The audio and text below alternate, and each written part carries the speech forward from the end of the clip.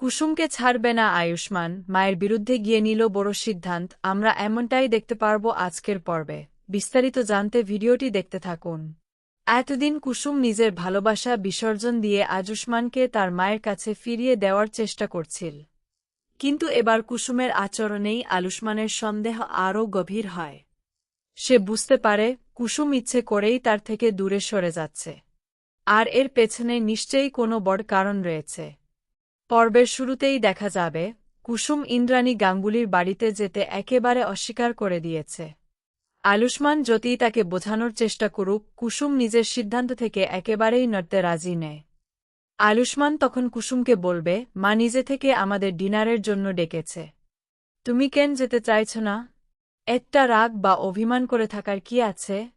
কুসুম তখন মুখ কঠিন করে বলবে, আপনি সবকিছু ভুলে গিয়ে ওনাকে মেনে নিতে পারেন, কিন্তু আমি সেটা পারব না।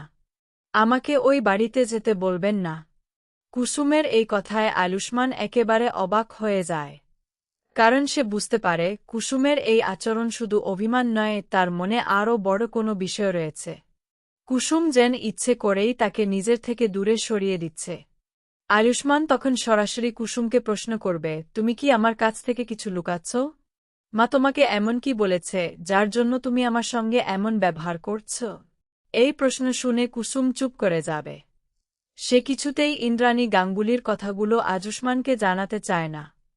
কারণ কুসুম জানে সত্যিটা প্রকাশ পেলে ছেলের সম্পর্কের মধ্যে আরও বড় সমস্যা তৈরি হতে পারে।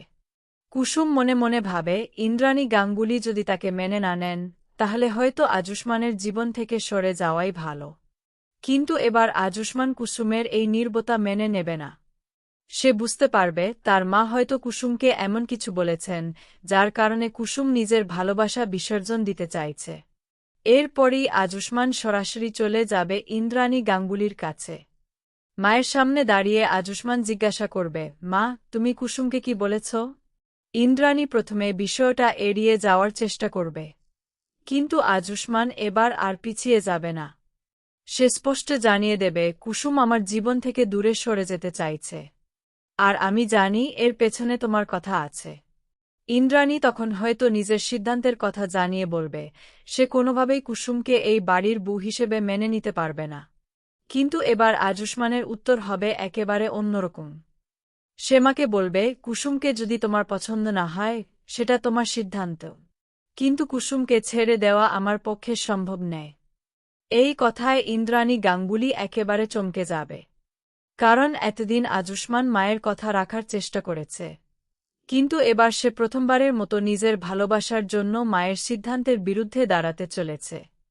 আয়ুষ্মান আরও জানিয়ে দিতে পারে, কুসুমকে আমি ভালোবাসি, ও কোনো অপরাধ করেনি। শুধু তোমার জন্য আমি ওকে ছেড়ে দেব, এটা কখনোই হবে না। অন্যদিকে কুসুম দূর থেকে এসব কথা জানতে পেরে আবেগে ভেঙে পড়তে পারে। সে হয়তো ভাববে আয়ুষ্মান যদি তার জন্য নিজের মায়ের সঙ্গে সম্পর্ক খারাপ করে ফেলে, তাহলে সে সেটা কখনোই চাইবে না। কুসুমের মনে তখন নতুন দ্বন্দ্ব শুরু হবে। একদিকে আয়ুষ্মানের ভালোবাসা, অন্যদিকে তার শাশুড়ির ইচ্ছে।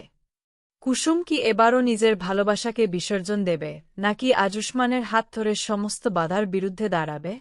আর ইন্দ্রাণী গাঙ্গুলি কি ছেলের এই সিদ্ধান্ত মেনে নেবেন, নাকি কুসুমকে গাঙ্গুলি বাড়ি থেকে সরিয়ে দেওয়ার জন্য আরও বড় কোনো পরিকল্পনা করবেন?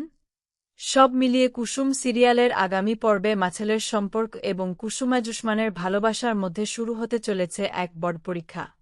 এতদিন কুসুম একাই সবকিছু সহ্য করেছে, কিন্তু এবার আয়ুষ্মান যদি সত্যিই তার পাশে দাঁড়ায়, তাহলে ইন্দ্রাণীর সমস্ত পরিকল্পনা কি ব্যর্থ হয়ে যাবে?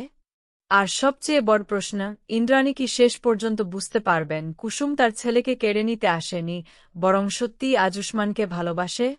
আপনাদের কি মনে হয়, আয়ুষ্মান কি ঠিক সিদ্ধান্ত নিচ্ছে? মায়ের বিরুদ্ধে গিয়ে কুসুমের হাত ধরে থাকা উচিত, নাকি মায়ের কথাও তাকে শুনতে হবে? কুসুম আর আয়ুষ্মানের ভালোবাসা শেষ পর্যন্ত জয়ী হবে বলে যারা মনে করেন, তারা অবশ্যই কমেন্টে জানিয়ে দিন।